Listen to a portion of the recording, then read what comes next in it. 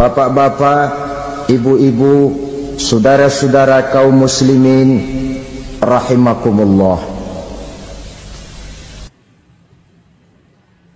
Murai di dahan dan koko ayam di kandang, dunia ini penuh dengan berbagai macam kesibukan.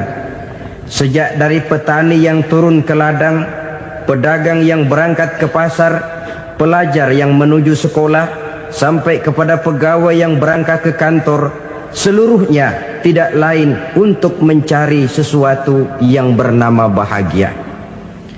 Setiap orang menginginkan kebahagiaan, dan tidak seorang pun menginginkan kesengsaraan dalam kehidupan ini.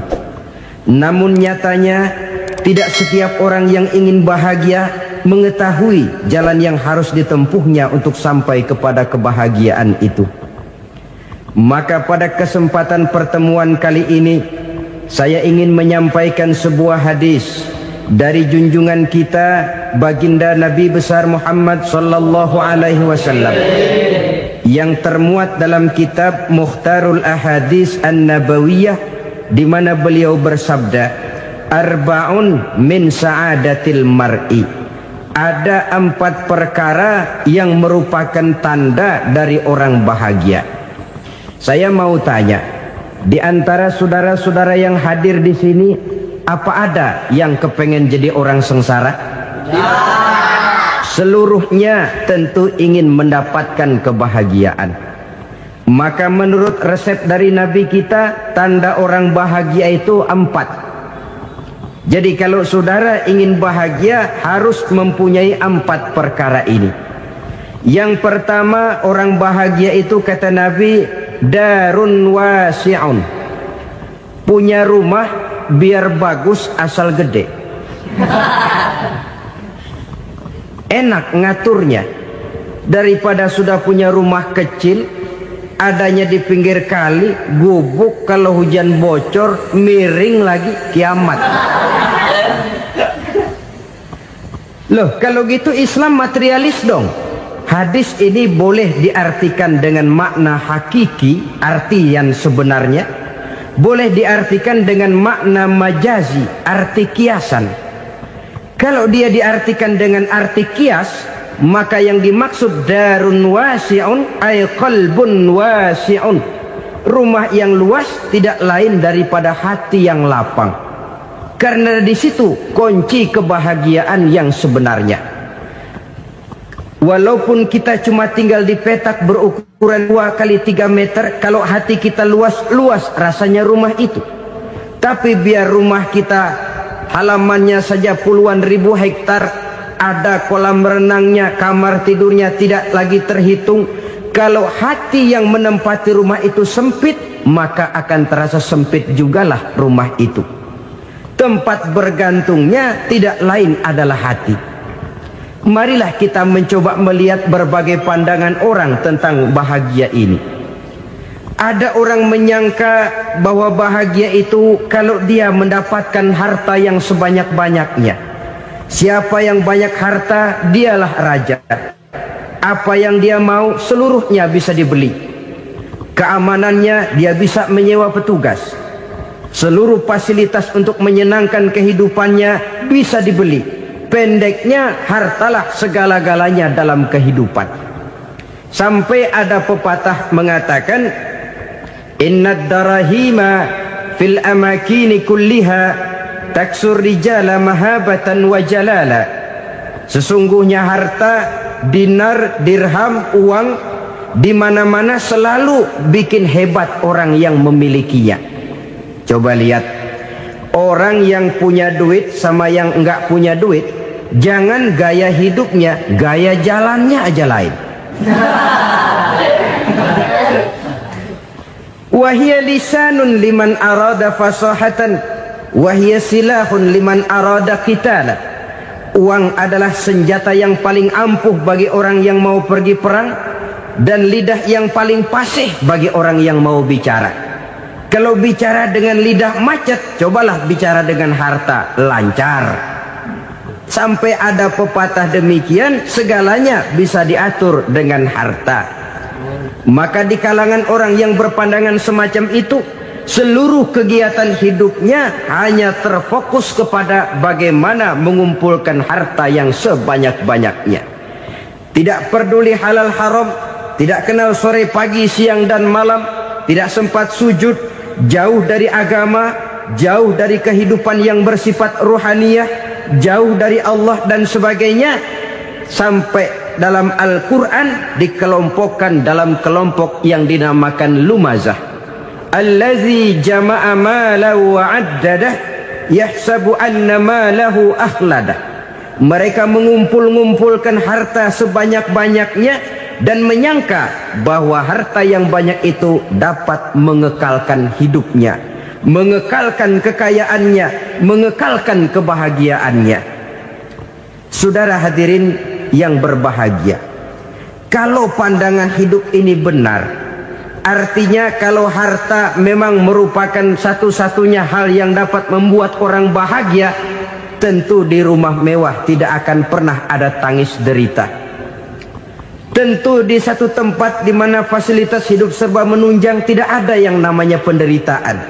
Tapi suka dan duka, sedih dan gembira, senyum dan tawa adalah milik setiap orang, baik dia punya harta maupun dia tidak punya harta. Nyatalah bahwa harta semata-mata bukan merupakan jaminan bahwa orang akan bahagia. Walaupun tanpa harta orang sulit untuk bahagia. Saya mau cerita, ada orang super kaya, namanya Aristotle Onesimus, Raja Tanker Yunani. Dia punya kapal tanker saja konon sampai 11 banyaknya. Punya perusahaan penerbangan yang disebut Olympic Airlines. Punya hotel di berbagai kota besar di dunia ini, sejak dari New York, London, Paris, Rome dan sebagainya. Bahkan punya pulau yang dia namakan Pulau Scorpio. Ini kan namanya sudah kaya nggak tanggung-tanggung, punya pulau. Nah, dia punya 2 orang anak, yang satu laki-laki namanya Alexander, yang satu perempuan namanya Maria Onesimus. Seluruh harapannya tertumpah kepada anak lakinya Alexander ini, yang akan meneruskan usahanya, meneruskan kekayaannya, meneruskan dinastinya. Apa yang terjadi? Ternyata anak yang dia harapkan yang bernama Alexander ini mati muda dalam kecelakaan pada waktu dia olahraga. Apa olahraganya? Namanya olahraga anak orang kaya, golongan jet set. Olahraganya olahraga pesawat terbang. Jatuh, ya nggak kapungut, habis mati. Tinggal satu anak perempuannya, Maria Onesimus. Tapi anak perempuan ini juga malah urakan. Terakhir dia pacaran, bahkan kemudian kawin sama orang Rusia. Rupanya Aristotle Onesimus ini broken.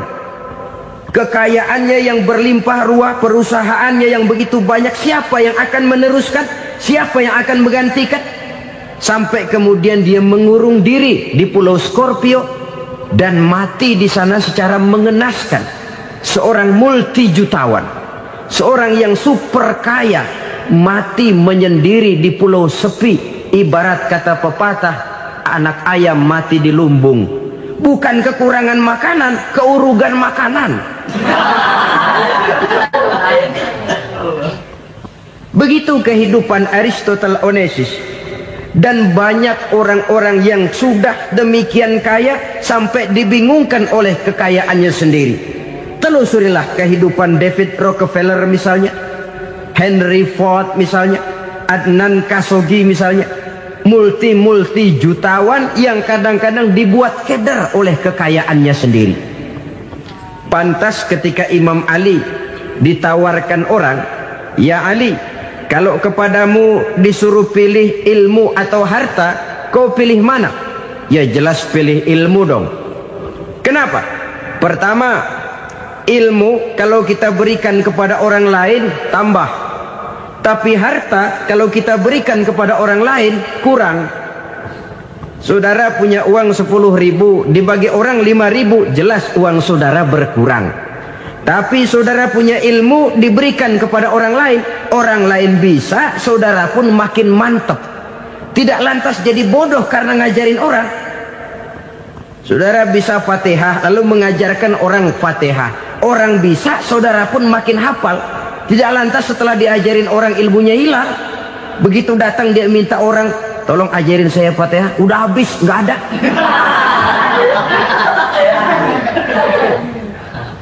Yang kedua kata Imam Ali, ilmu menjaga kita. Kalau harta kita yang harus jaga. Makin banyak ilmu makin terpelihara diri seharusnya. Tetapi makin banyak harta makin bingung kita jaganya. Sampai kadang-kadang kalau perlu seluruh keliling rumah dipasangi alarm. Belum cukup disewakan anjing besar-besar, pasang di depan pintu, awas anjing galak. Masih belum cukup juga cari centeng tukang-tukang kepruk jaga rumah. Masih terasa belum aman, padahal rumahnya dikelilingi tembok besar. Di balik tembok ada pintu-pintunya tebal. Di balik pintu itu terbuka masuk kamar, kamar pun ada pintunya, pintunya pun kuat. Masuk ke dalam kamar ada lemari, lemarinya pun pintunya kuat, dikunci, kuncinya pun kuat. Tapi terhadap seluruhnya yang timbul cuma sekedar was-was saja. Kesimpulannya sekali lagi, tanpa harta orang memang sulit untuk bahagia.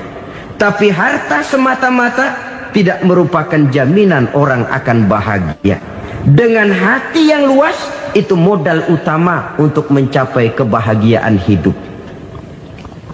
Orang yang hatinya luas, saudara-saudara, punya hati yang lapang, melihat kenyataan hidup ini, dia bersyukur senantiasa kepada Allah. Lantas tidak timbul hasud dan iri hatinya.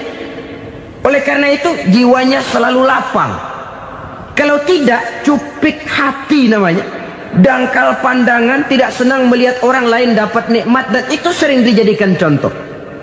Kalau orang yang lapang dada, dia lihat tetangganya beli TV baru, dia berkata, alhamdulillah ya, tetangga kita beli TV, mudah-mudahan kita bisa ikut nonton. Lapang dadanya. Tapi orang yang sempit hati, lihat tetangga beli televisi, meriang. Enggak diapa-apain, meriang. Besoknya dengar tetangga beli motor, makin sakit, ke rumah sakit. Lalu di rumah sakit dengar tetangganya beli mobil, mati. Disiksa oleh perasaannya sendiri. Orang kalau hati sudah sempit dalam hidup, kemanapun dia pergi, sempit rasanya medan kehidupannya.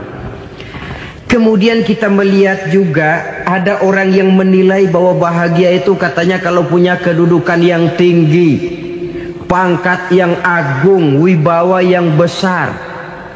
Mungkin betul, tapi mungkin juga tidak. Bergantung kepada hati orang yang punya pangkat itu. Sama dengan harta tadi.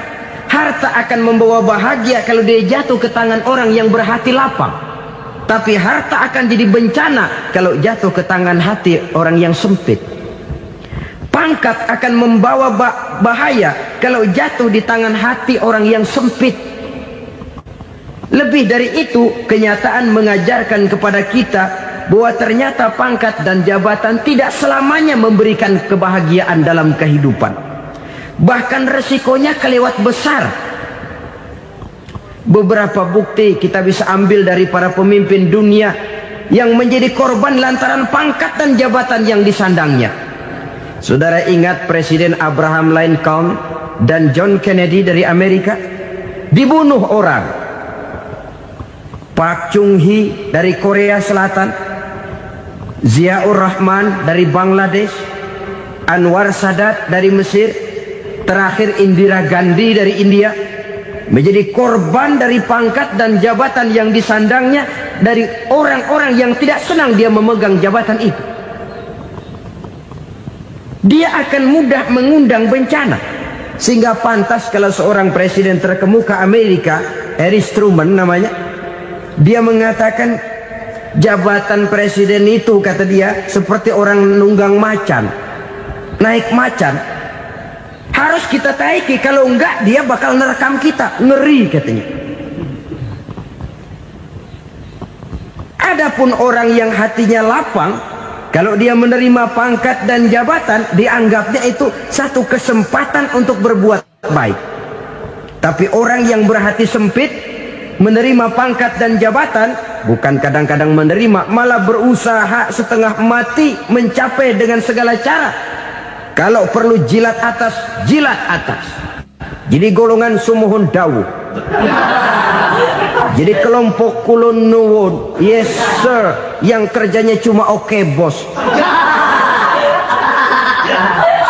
Kalau perlu jilat atas, jilat atas. Kalau perlu injak yang bawah, injak yang bawah.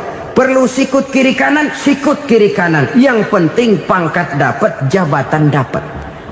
Orang yang semacam ini, kalau sudah mempunyai pangkat dan jabatan, biasanya dia tidak menganggap itu sebagai amanah, tidak menganggap sebagai kesempatan berbuat baik, tapi malah kesempatan untuk memperturutkan hawa nafsunya yang dilatar belakangi oleh kesempitan hatinya tadi.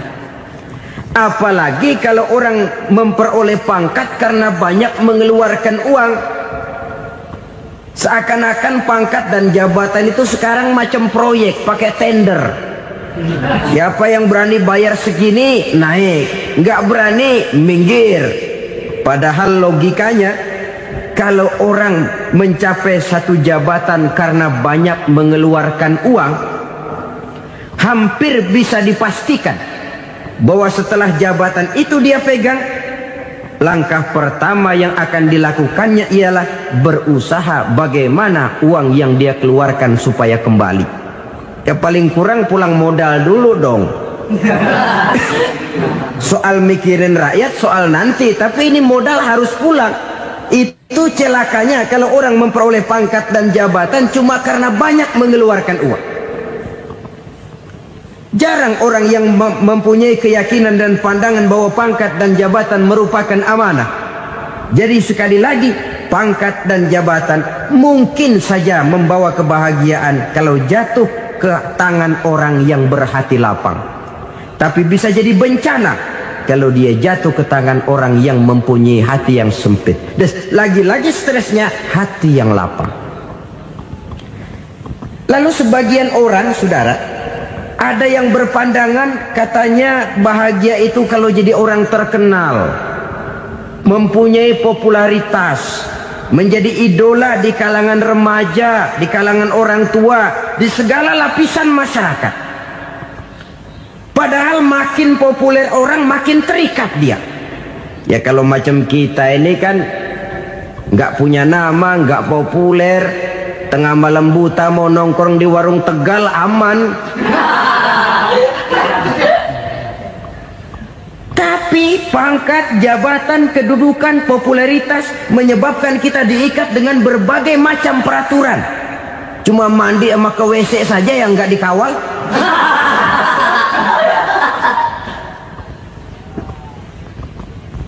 Benarkah popularitas, ketenaran membawa kebahagiaan? Mungkin, ya, tapi mungkin juga tidak. Kenapa? Banyak orang-orang populer yang mengakhiri hidupnya secara tragis. Kita ambil beberapa nama.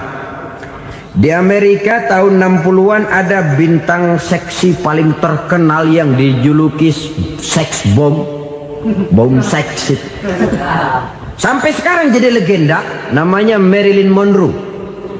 Singkatan double-nya itu inisialnya MM, Marilyn Monroe. Terkenal top sampai dia mati tahun 62, namanya sekarang masih saja dibicarakan orang. Kenapa dia bunuh diri? Tidak punya hartakah dia? Banyak. Kurang populerkah dia? Seluruh dunia mengenalnya. Sejak rakyat kecil sampai pejabat tinggi dia punya hubungan. Kenapa? Jenuh. Dia terlahir dalam keadaan yatim.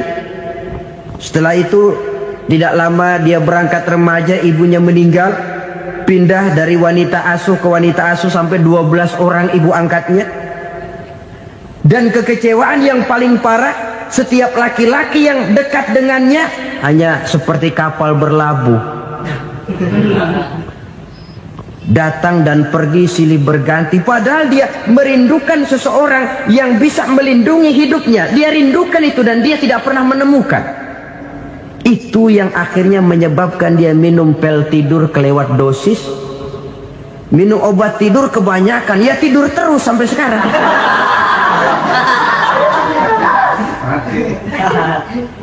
Dia mengakui, saya telah memiliki ketenaran, tapi saya tidak pernah hidup dalam ketenaran itu.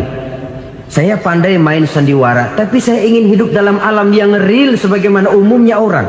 Itu yang dia rindukan.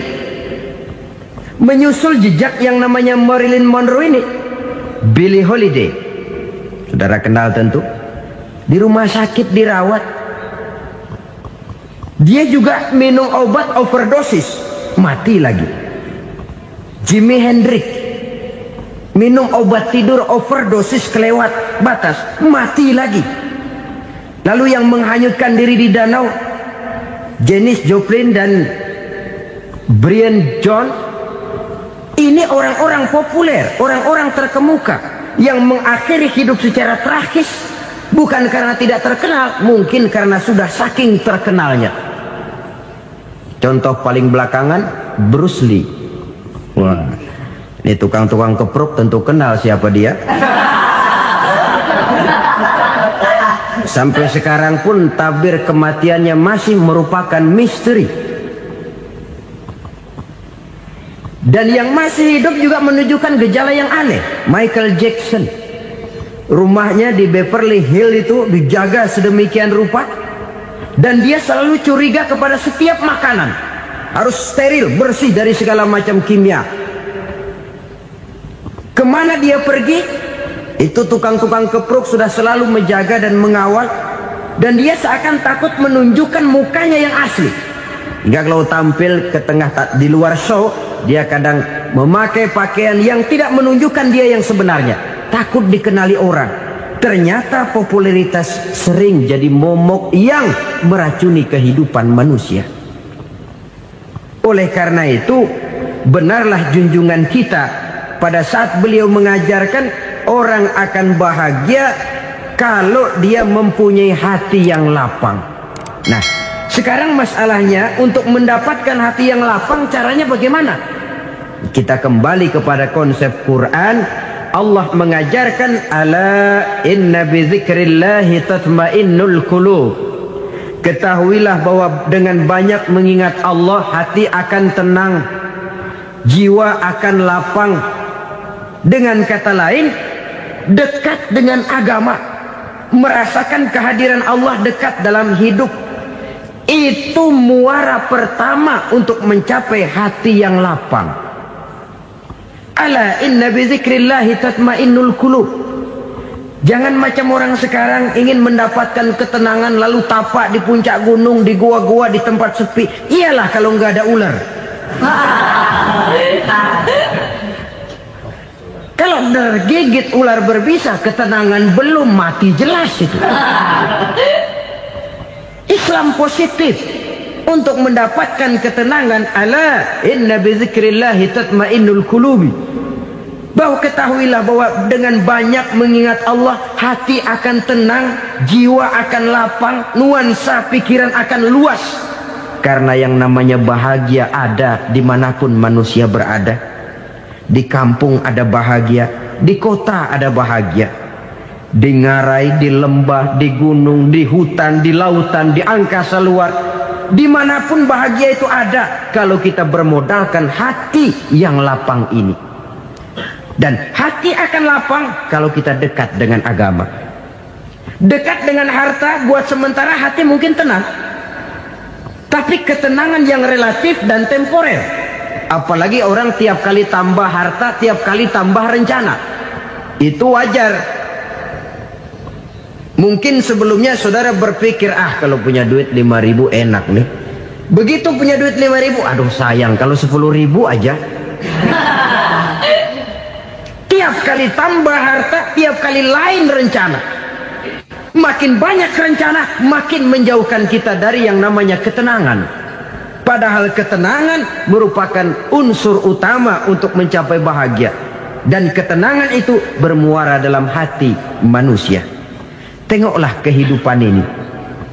Orang yang banyak harta dengan orang miskin, berbedakah rasa sakit yang mereka tanggungkan? Rasanya tidak. Walaupun si kaya tidur di kasur empuk berselimutkan sutra mahal, sementara si miskin meringkuk di balai bambu yang keras dan kasar. Apabila maut datang, dia juga tidak pernah pilih bulu. Maut datang menjemput si kaya di singgasana keemasannya, dikelilingi oleh para pengasuh, dayang dan idang serta para pengawal. Dan maut pun datang menjemput si miskin papa, sehingga ia tergelepar di tepian jalan. Kedua-duanya bernama mati. Kalau nyata bahwa sakit yang ditanggung si kaya tidak beda dengan sakit yang ditanggung si miskin, bukan harta semata yang membuat orang bahagia. Hati yang tenang, jiwa yang lapang penuh kedamaian karena banyak berzikir dan mengingat Allah, itu merupakan modal utama untuk mencapai sesuatu yang bernama bahagia.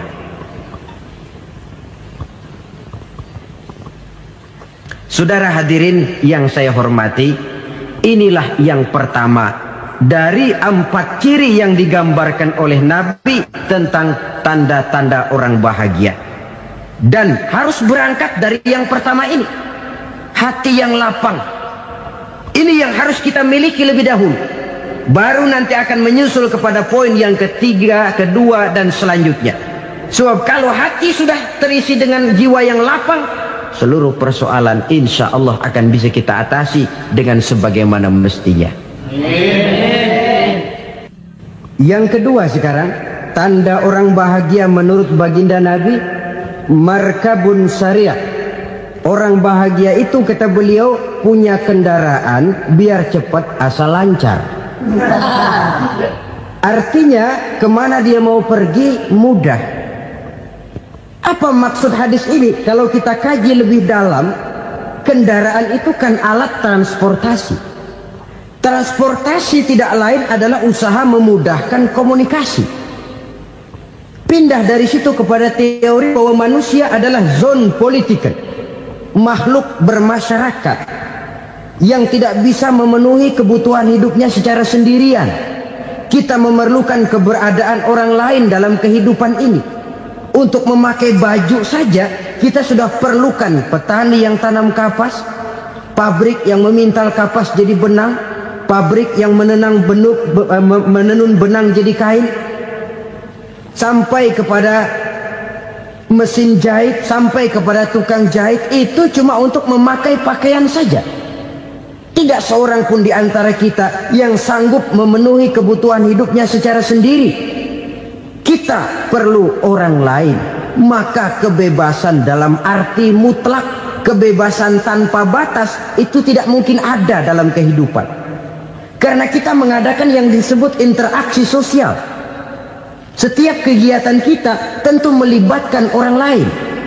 Menurut kita barangkali kita bebas jalan di jalan raya semaunya, tapi orang lain berkendaraan pun merasa bahwa ini ada juga jalan haknya, dan begitu selanjutnya. Oleh karena itu, maksud dari kendaraan yang cepat ini adalah khulatuhu ma'as solihin. Lingkungan pergaulannya terdiri dari orang-orang soleh. Pergaulannya luas. Kemana dia pergi ada temannya. Kesulitannya ada tempat dia cerita. Dan kesulitan kalau sudah diceritakan kepada orang lain, taruh kata orang itu tidak bisa menolong, namun menceritakannya kepada orang yang kita percayai, kan paling kurang sudah mengurangi beban jiwa, mengurangi tanggungan batin, merasa masih ada tempat kita cerita. Maka lebih baik orang awam yang mau bergaul ketimbang orang setengah alim tapi ngunci pintu. Sebab nantinya akan timbul sikap picik, cupik pandangan, dan tidak luas menghadapi kenyataan dalam kehidupan ini. Namun yang harus kita garis bawahi, pergaulan memang mesti luas. Namun jangan sekali-kali lupa bahwa pergaulan sangat besar pengaruhnya dalam ikut membentuk kepribadian manusia. Sehari-hari bisa kita bilang, kalau kita dekat sama tukang minyak wangi, sekalipun nggak dibagi minyaknya, baunya tentu dapat. Betul? Tapi dekat sama tukang elas, walaupun nggak kena apinya, asapnya mesti kena. Kalau Syauqi mengatakan lebih jelas lagi, man asyaral asyrafa asya musyarrafan wa muasyiral anzali ghairu musyarrafin. Awalam taral jildal hakira muqabbalan bisagri lamma sara jildal mushaf. Siapa yang bergaul dengan orang mulia, dia bakal ikut menjadi mulia. Tapi siapa yang berteman dengan orang hina, dia tidak bakal ikut menjadi mulia. Tidakkah kau lihat, kata Syauqi, kulit kambing yang hina pun dicium orang ketika menjadi kantong Quran. Kulit kambing hina, kalau dia sendirian gak ada yang mau cium. Tapi begitu dia bergaul dengan Quran, menjadi kantong Quran, dipakein minyak wangi, ditaruh di tempat yang tinggi, mau diambil dicium dulu, dibawa dengan penuh hormat dan hati-hati. Kulit kambing yang hina lantaran berteman dengan Quran, numpang mujur. Tapi coba lihat kalau kulit kambing berteman dengan kayu, jadi beduk, habis. Zohor dikemplang, asar dipukul. Itu pun sedikit saja, cuma salah milih teman. Yang temannya Quran dihormati orang, yang temannya kayu lantaran jadi beduk, gelap-gelap subuh orang udah kemplangin.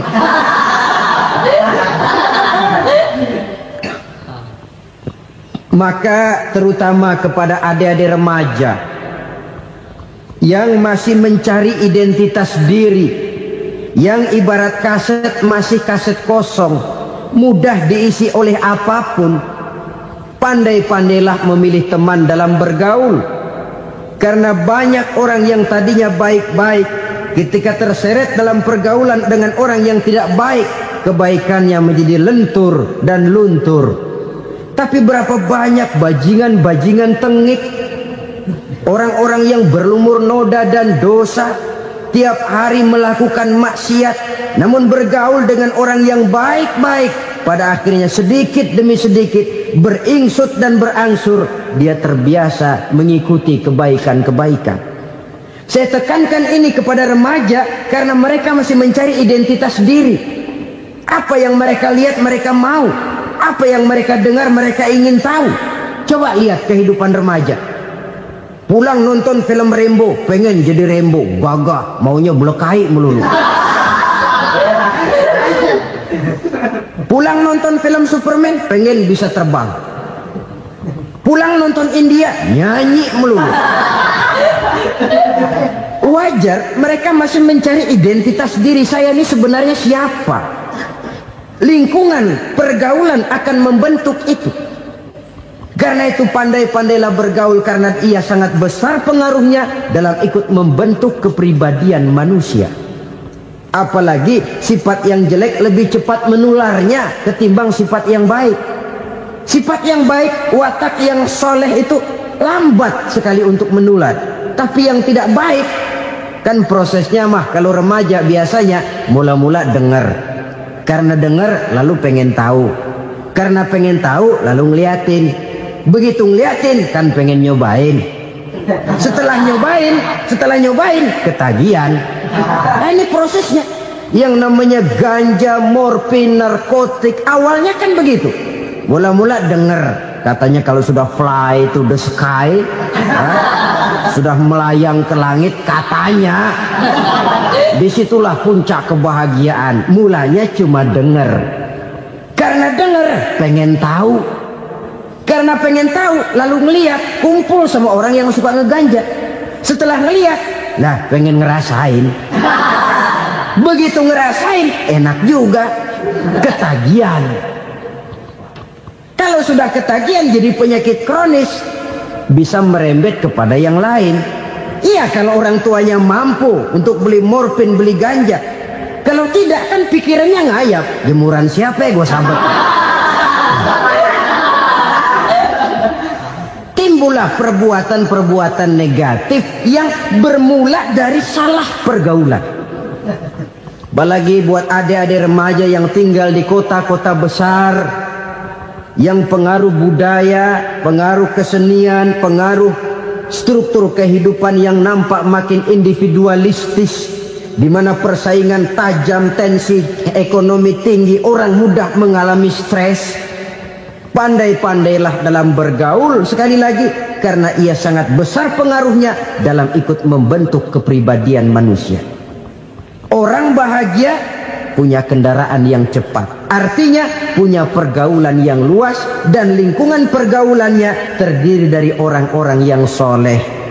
Kemana dia pergi ada teman, kesulitannya ada tempat dia cerita. Tapi kalau sudah menyendiri, hidup sendiri, kesulitan dipikiri sendiri, bisa mati belum waktunya. Tidak ada tempat berbagi rasa, tidak ada tempat bercerita, tidak ada tempat mengurangi beban dalam kehidupan. Pantas betul kalau Islam sangat menggalakkan dan menganjurkan orang kalau sudah sampai waktunya itu untuk melangsungkan nikah. Kata Nabi, ya ma'syaras syabab man istata'a minkumul ba'at falyatazawwaj. Hai para pemuda, kalau sudah mampu memberi nafkah, kawinlah, nikahlah kamu. Kenapa? Sudah ada teman hidup, tempat berbagi rasa. Kesulitan kalau ada tempat cerita akan lebih ringan ketimbang kita telan sendiri, walaupun bobot kesulitannya sama beratnya.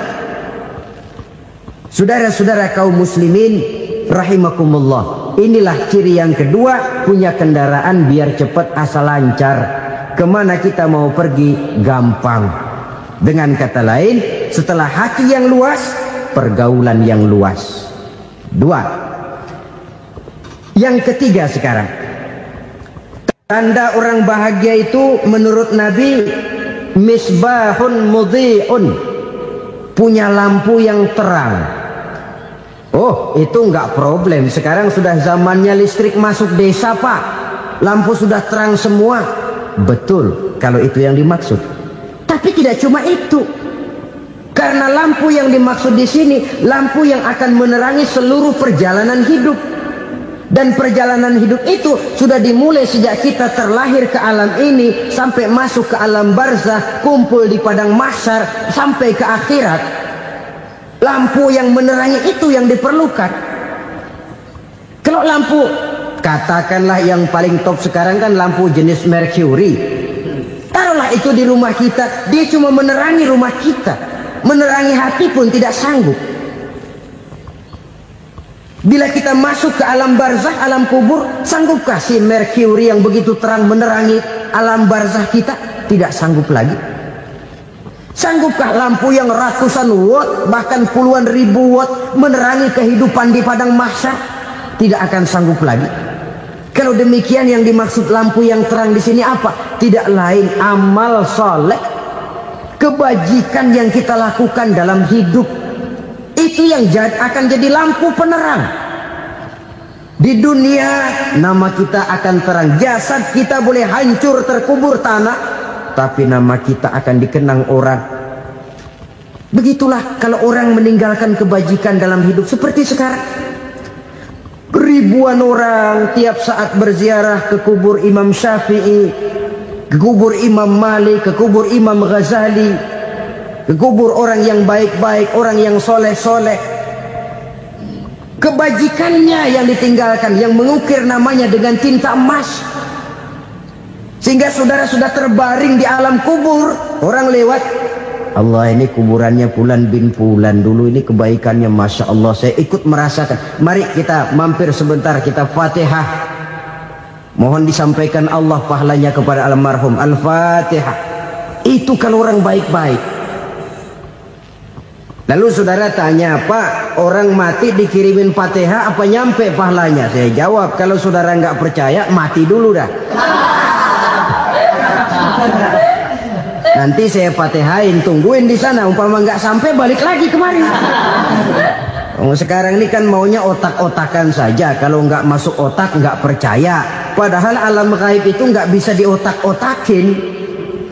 Sama saja dengan saudara pernah dengar cerita kapal tanpa emas tenggelam tak? Pernah nggak? Di mana? Ya, di laut Masa Lembo. Begitu ketampung Mas tenggelam, ratusan penumpang itu terjun ke laut, dipermainkan gelombang, berjuang menghadapi maut itu. Orang lagi timbul tenggelam di lautan, dihantam ombak, kita tengokin pakai helikopter. Pak, lagi timbul tenggelam ya? Iya, tolongin. Jangan khawatir Pak, nih saya kirim intan Pak, harganya 10 juta. Kira-kira orang yang timbul tenggelam di laut seneng nggak? Ya. Kan mahal toh intan 10 juta. Kenapa dia nggak senang? Karena intan 10 juta dalam kondisi seperti itu tidak sanggup menyelamatkan dia. Dia akan girang kalau dikirimin ban mobil bekas, dikirimin papan terentang atau bambu. Intan yang 10 juta dia nggak girang. Ban mobil bekas yang 1000 perak, tuh pegang, itu yang dia girang betul. Inilah sebabnya Nabi berkata, mal mayyitu fi qabrihi illa kal ghariqil mutaghawwis. Orang yang meninggal di alam kuburnya seperti orang timbul tenggelam di lautan. Yantaziru da'watan min ahli, menunggu doa dari keluarganya yang masih hidup. Duh, bapak saya sudah meninggal, saya sayang benar sama dia. Kirimin kulkas ke kuburannya Itu sama saja dengan tadi orang tenggelam di lautan dikirimi intan yang harganya 10 juta, ndak sampai. Begitulah kalau kebajikan yang kita tinggalkan dalam hidup, sudah mati pun kubur kita masih diziarahi orang. Tapi kalau jahat yang kita tinggalkan, boro-boro lah orang mau doa lewat dekat kuburan kita juga serem. Tuh bajingan no, dulu mati dipendem di situ tuh. Jangan lewat situ, ntar kesurupan, jangan. Lewat saja orang ngeri. Konon lagi membacakan Fatihah dan mengirimkan doa. Hidup pada hakikatnya adalah kesempatan untuk berbuat baik.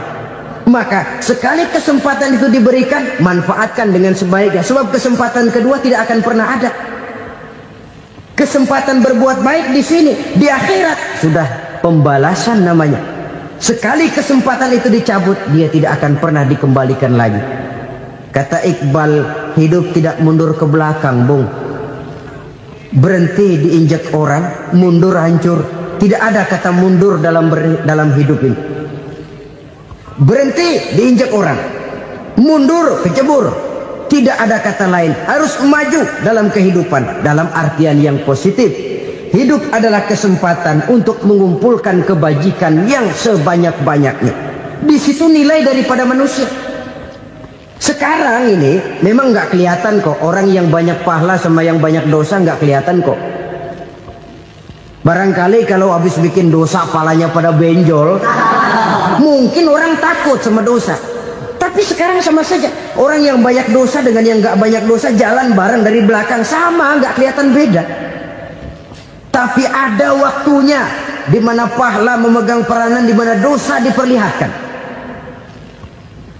Sama saja kalau kita bawa mobil siang, lampu kan nggak begitu berfungsi. Apa lalu bilang, alah ini lampu berat-beratin, copot-copotin aja dah.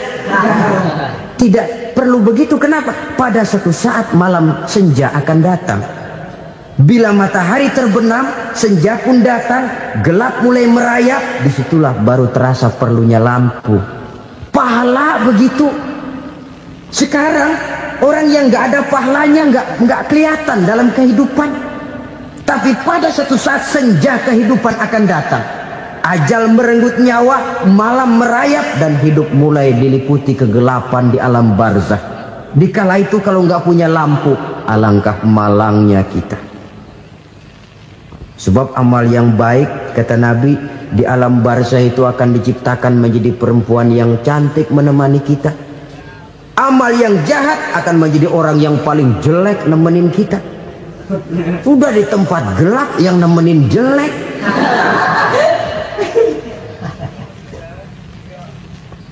Kaum muslimin rahimakumullah. Kalau demikian masalahnya, tergantunglah kita pandai memanfaatkan waktu. Al-waktu kasayf, waktu itu cepat sekali. Yang namanya waktu itu tahu-tahu. Tahu-tahu udah tahun 87. Tahu-tahu udah begitu. Tahu-tahu yang kemarin anak-anak, sekarang udah pada punya anak. Tahu-tahu saja itu. Begitu cepat waktu berlalu. Kalau tidaklah pandai kita memanfaatkannya, akan rugi kita. Nabi bersabda, "Man kana yaumuhu khairun min amsihi fahuwa rabih." Barang siapa yang hari ini lebih baik daripada hari kemarin, itu orang untung. Hari ini lebih baik daripada kemarin. Bulan ini lebih baik dari bulan kemarin. Tahun ini lebih baik dari tahun kemarin. Itu orang yang beruntung. Tahun kemarin sembahyangnya maghrib doang, sekarang udah tambah isya. Tahun kemarin cuman Idul Fitri aja ngancem bener, sekarang udah tambah Jumat, lalu tambah lagi maghrib, tambah lagi isya, dan selanjutnya. Hari ini lebih baik daripada kemarin, itu orang yang beruntung. Wa man kana yaumuhu mislu amsihi fahuwa khasir. Lalu barang siapa yang hari ini sama saja dengan hari kemarin, itu orang rugi. Hari ini sama dengan kemarin, rugi itu. Bulan ini begitu, bulan kemarin begitu, tahun ini begitu, tahun lalu juga begitu. Rugi itu orang. Rugi apa? Rugi umur. Umur tambah, amalan gak pernah tambah. Dan saya pikir lebih merupakan azab ketimbang nikmat kalau orang dikasih panjang umur cuma untuk numpuk dosa. Mending mana? Panjang umur banyak dosa sama pendek umur dikit dosa? Mending mana? Mending mana? Ya, paling mending tentu panjang umur banyak pahala. Tapi kalau tidak, sekali lagi, lebih merupakan azab ketimbang nikmat kalau orang diberikan panjang umur tapi cuma untuk sekedar menumpuk dosa. Kehilangan kesadaran bahwa dunia bukan terminal akhir dari satu perjalanan. Dia cuma halte di mana kita berhenti sebentar untuk menuju kepada terminal yang hakiki. Saudara-saudara kaum muslimin rahimakumullah, inilah lampu yang akan menerangi kehidupan. Amal yang kita lakukan di dalam kehidupan. Jadi yang dimaksud dengan lampu yang terang, kebajikan yang kita kerjakan dalam hidup. Nah, setiap orang di awal tadi saya bilang ingin bahagia. Bahagia itu kan hakikatnya kumpulan senang dan selamat. Senang, selamat. Apa bedanya? Senang tapi tidak selamat, nggak bahagia. Selamat tapi nggak senang, nggak bahagia orang. Contoh, kalau orang korupsi, duitnya banyak, senang dia, tapi keselamatannya. Ada tentara baris di samping rumahnya udah bingung, padahal tentara latihan. Tentara cuma latihan, dia bingung. Senang, tapi karena keselamatannya tidak terjamin, dia tidak bahagia. Sebaliknya pegawai negeri jujur benar, cuma segaji-gajinya, selamat nggak korupsi, tapi melarat, ya nggak bahagia juga, kurang senang. Kesenangan dan keselamatan untuk dunia saja, ya sekali lagi, kalau cuma sekedar untuk dunia saja, bisa dibeli pakai uang. Bisa dibeli pakai uang. Saudara ingin selamat, bisa dibeli pakai uang. Saudara ingin senang, bisa dibeli dengan uang. Tapi setelah mati, masuk ke alam barzah, habis kekuasaan uang. Nggak bisa lagi beli keselamatan pakai uang. Tidak mungkin lagi membeli kesenangan dengan uang. Di situ pahala yang megang peranan. Makin banyak pahala, makin banyak saham untuk membeli kesenangan dan keselamatan, untuk memperoleh yang namanya bahagia. Dan jangan lupa loh, di alam barzah kita nggak sebentar, menunggu datangnya kiamat. Loh iya, kalau kita begitu dikuburin terus kiamat datang, untung. Tapi kalau masih harus 1000, 2000, puluhan ribu tahun yang akan datang, dalam satu penantian yang begitu lama, tanpa saham untuk memperoleh kebahagiaan, satu kemalangan yang tidak ada pernah putus-putusnya. Janganlah tergelincir oleh kebahagiaan sebentar yang menipu dengan mengorbankan kebahagiaan hakiki yang berjangka panjang. Apa artinya senyum sejenak kalau harus ditebus dengan tangis seumur hidup? Biarlah kita minum jamu, pahit memang, getir memang, tapi kan besok badan sehat. Daripada sekarang minum sirup, manis memang, enak memang, tapi bibir pada jontor besoknya. sirawan, batuk, nggak karu-karuan. Banyak orang tertipu oleh kesenangan yang sebentar, padahal laisa kullu ma yalma'u zahaban. Belum tentu semua yang berkilat itu emas, belum tentu semua yang gemerlap itu intan.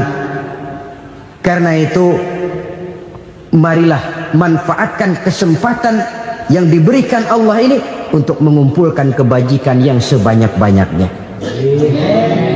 Yang terakhir sekarang, yang keempat, tanda orang bahagia kata Nabi. Zaujatun salihah. Orang bahagia itu tanda yang keempat kata Nabi, punya istri biar cakep asal taat. Udah surga itu gitu. Cakep taat. Istri kayak gitu, kalau belum mati jangan dikuburin dulu itu. Sudah cakep taat lagi, tapi kadang-kadang enggak, udah jelek ngadat melulu. Apa yang mau dipilih? Sebab itu Quran mengatakan istri pakaian untuk suami, suami pakaian untuk istri. Kenapa suami istri diibaratkan pakaian? Alangkah tingginya gaya bahasa Quran ini. Suami istri teman hidup, hidup perjalanan panjang. Sejak kita dalam rahim sudah ada hidup kan di sini. Sampai ke alam dunia, masuk ke alam barzah, kumpul di padang mahsyar, sampai menuju akhirat, itu perjalanan hidup. Carilah istri atau suami teman hidup yang membawa manfaat tidak hanya kehidupan di dunia ini, sampai di alam barzah, sampai di padang mahsyar. Suaminya mungkin meninggal lebih dulu, atau istrinya mungkin meninggal lebih dulu, tapi suami atau istri yang masih hidup berbuat kebajikan. Suami saya meninggal, ada hartanya, saya sedekahkan, niat pahala untuk almarhum suami saya. Ini teman hidup, tidak dibatasi dan tidak bisa dipisahkan oleh maut sekalipun. Zohirnya mungkin pisah, badannya mungkin pisah, tapi hatinya, jiwanya, kebersamaannya dalam menghadapi kehidupan. Karena itu saudara-saudara, bahasa Quran indah. Suami istri diibaratkan seperti pakaian. Apa fungsi pakaian? Pertama, pakaian jadi kebanggaan. Artinya suami harus menjadi kebanggaan istri, istri harus jadi kebanggaan suami. Yang kedua, pakaian itu kan fungsinya menutup aurat. Artinya sesama suami istri harus saling menjaga kekurangan masing-masing.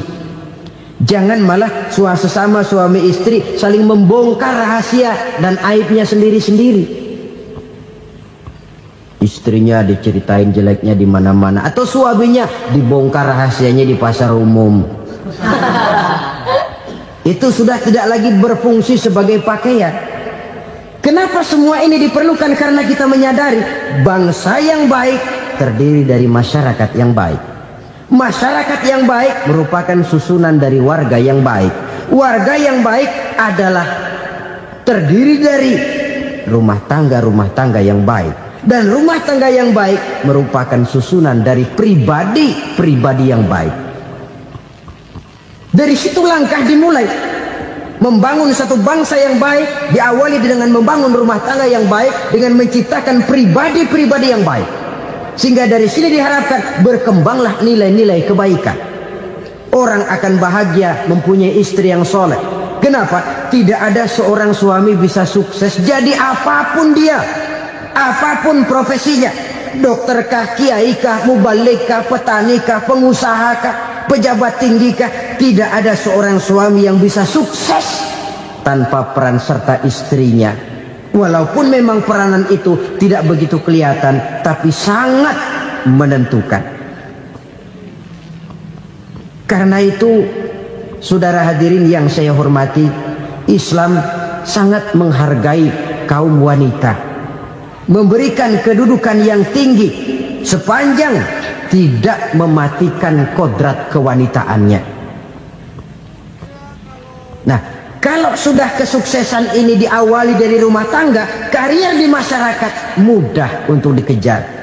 Tapi keberantakan di rumah tangga merupakan kegagalan pertama di tempat lain. Nah, inilah saja yang dapat Al-Fakir sampaikan pada pertemuan kali ini.